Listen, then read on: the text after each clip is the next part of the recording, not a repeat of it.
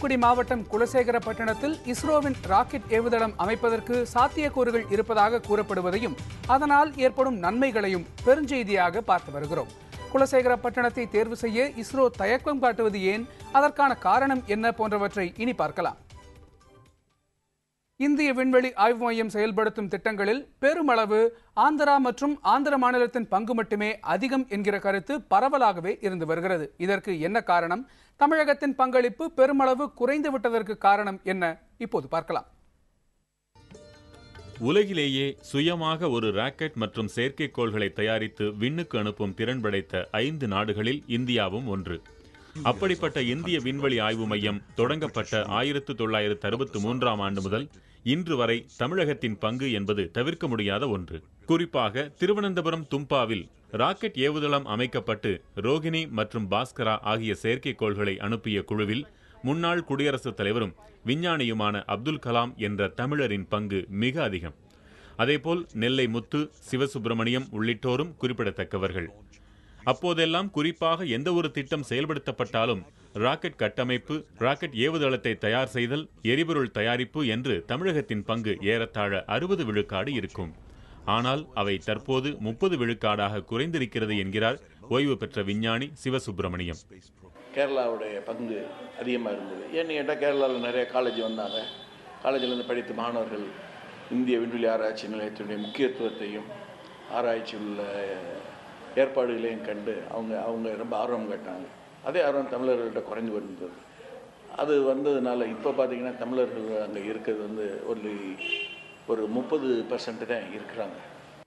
மேலும் தற்போதைய சூழலில் ஸ்ரீஹரிகோட்டா ராக்கெட் ஏவுதள மூத்த விஞ்ஞானி லாரன்ஸ், கட்டுப்பாட்டு அறை இயக்குனர் பன்னீர்செல்வம் ஆகிய தமிழர்களின் பங்கு இருந்தாலும் இஸ்ரோ தொடங்கப்பட்ட போது பெருமளவு திட்டங்கள் தமிழகத்திற்குத்தான் வந்தன. ஆனால் அவை மாநில அரசு மற்றும் அதிகாரிகளின் அலட்சியத்தாலும் மக்களிடையே போதிய விழிப்புணர்வு இன்மையாலும் அந்த வாய்ப்பு அருகில் உள்ள ஆந்திர மாநிலத்திற்கு சென்று விட்டதாக கூறுகின்றனர் விஞ்ஞானிகள். இது போன்ற பெரிய முதலீட்டில் அமையக்கூடிய வளர்ச்சி திட்டங்களுக்கு தமிழகமே புவியியல் ரீதியாக சாதகமாக இருக்கும்போது மாநில அரசும் அரசு அதிகாரிகளும் அதற்கு தேவையான அழுத்தம் கொடுத்து ஈர்க்க வேண்டும். இது மட்டுமல்லாமல் விண்வெளி சார்ந்த திட்டங்கள் தமிழகத்திற்கு நடைமுறைக்கு வரும்போது தமிழக இளைஞர்களையும் அதில் பங்கு பெறச் செய்வதற்கு இதுவே அடித்தளமாக அமையும். புதிய தலைமுறைக்காக ஒளிப்பதிவாளர் சதீஷுடன் பாரதி. ஆந்திர மாநிலம் ஸ்ரீஹரிகோட்டாவில் உள்ள சதீஷ் தவான் விண்வெளி ஆய்வு மையத்தில் ஏற்கனவே 2 ஏவுதளங்கள் உள்ளன. பல செயற்கைக்கோள் திட்டங்கள் செயல்பாட்டில் இருப்பதாலும் பல நாடுகள் செயற்கைக்கோள்களை ஏவிட இந்தியாவை அணுகுவதாலும் 3வது ஏவுதளம் அமைப்பது என்று இஸ்ரோ முடிவெடுத்தது. இந்த ஏவுதளம் அமைக்க பொருத்தமான இடம் தூத்துக்குடி மாவட்டத்தில் இருக்கும் குலசேகரப்பட்டினம் என்பது பெரும்பான்மையானவர்களின் கருத்து. 3வது ஏவுதளத்திற்கு எந்த அடிப்படையில் குலசேகரப்பட்டினம் பொருத்தமாக இருக்கும் என்று நமது செய்தியாளர் முரளிதரன் தொடுதிரை மூலமாக விளக்குகிறார். அவரிடம் கேட்கலாம். முரளிதரன், நீங்க உங்களுடைய விளக்கங்களை தொடங்கலாம். நிச்சயமாக கணேஷ். அதாவது இந்தியாவை பொறுத்தவரை மிக மிக முக்கியமான ஏவுதளமாக, ராக்கெட் ஏவுதளமாக விளங்குவது ஸ்ரீஹரிகோட்டா. இப்போது நாம் குலசேகரப்பட்டினத்தை பார்த்து கொண்டிருக்கிறோம்.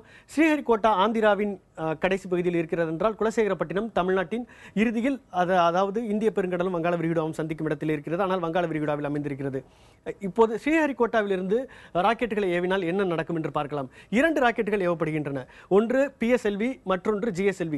PSLV இந்தியாவின் மிக பிரபலமான ராக்கெட். PSLV-யை ஏவும் போது அந்த ராக்கெட்டானது இலங்கையின் மீது பறக்காமல் இருக்க வேண்டும், இலங்கை மற்றும் இந்தோனேஷியா நாடுகளின் மீது பறக்காமல் இருக்க வேண்டும் என்பதற்காக சற்றே திசை மாற்றி அனுப்பப்படுகிறது. ஏனென்றால் ராக்கெட் ஏதாவது அசம்பாவிதம் நிகழ்ந்து வெடித்துவிட்டால் இலங்கையின் மீது விழக்கூடாது என்பதற்காக திசை மாற்றி அனுப்பப்படுகிறது. அதே போல GSLV ராக்கெட்டை பூமத்திய ரேகைக்கு அனுப்புவதற்காக அதையும் சற்றே திசை மாற்றி வெகு தூரம் பயணித்து அது பூமத்திய ரேகையை அடைகிறது. ஆனால் குலசேகரப்பட்டினத்தில் இந்த ஏவுதளம் அமைந்தால் என்ன நடக்கும் என்று பார்த்தோமானால் PSLV ராக்கெட் இலங்கை மீதோ வேறு எந்த நாடுகளின் மீதோ பயணிக்காமல் நேரடியாக பூமத்திய ரேகையை அடைய முடியும். அதே போல GSLV ராக்கெட்டும் மிகச்சிறிய ஒரு திசை திருப்புதலுடன் பூமத்திய ரேகையை சென்று அடையக்கூடிய சாத்தியங்கள் இருக்கின்றன. இப்போது என்னென்ன சாதகமான அம்சங்கள், குலசேகரப்பட்டினத்தில் இந்த ராக்கெட் ஏவுதளம் அமைந்தால் என்ன சாதகமான அம்சங்கள் என்பதை பார்க்கலாம். முதலில் எரிபொருள் தேவை மிக மிக குறையும். ஏனென்றால் குலசேகரப்பட்டினமானது அதாவது பூமத்திய ரேகைக்கு மிக அருகில் இருக்கிறது. ஸ்ரீஹரிகோட்டா சற்று தொலைவில் இருக்கிறது. இது ஒரு மிக முக்கியமான விஷயம். அந்த எரிபொருளை மிச்சப்படுத்தி கூடுதலான எடை கொண்ட கருவிகளை அந்த செயற்கைக்கோளில் வைத்து அனுப்ப முடியும். இதனால் அது பயன்படும் காலமும் அதிகரிக்கும், பயனும் அதிகரிக்கும். இரண்டாவதாக மிக முக்கியமான விஷயம், இந்த கூடுதலான ஆராய்ச்சி கருவிகள். எரிபொருளின் தேவை குறைய குறைய அதில் நாம் இணைக்கக்கூடிய ஆராய்ச்சி கருவிகளின் எடையை அதிகரிக்க முடியும். இது மிக மிக ஒரு முக்கியமான விஷயமாக இருக்கிறது.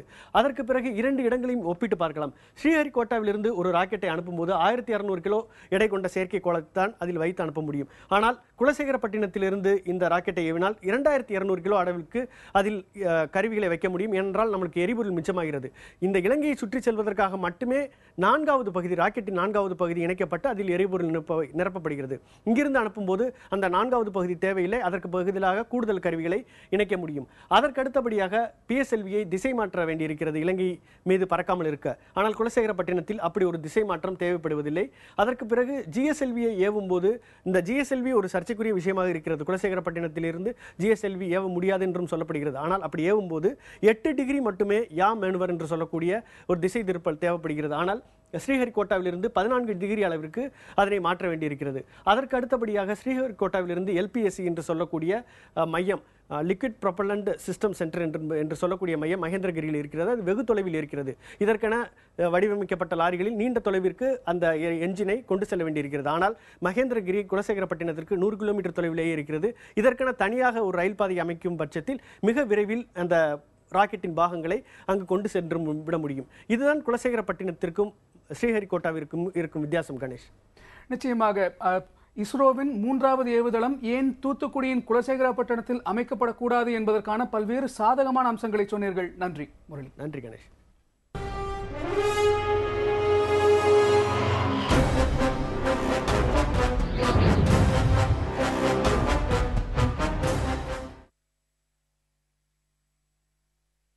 இஸ்ரோவிற்கான ராக்கெட் ஏவும் 3வது ஏவுதளம் எங்கு அமைக்கலாம் என்று பார்க்கும்போது தூத்துக்குடியில் இருக்கும் குலசேகரப்பட்டினம் அதற்கு பொருத்தமாக இருக்கும் என்று பல்வேறு தரப்பிலிருந்தும் தற்போது கருத்துகள் எழுந்து கொண்டிருக்கின்றன. அதன் சாதக பாதகங்களை அலசும் பல்வேறு தொகுப்புகளை நாம் பார்த்தோம். தொடர்ந்து வருவது சர்வதேச செய்திகள். தொடர்ந்து இணைந்திருங்கள் புதிய தலைமுறையோடு.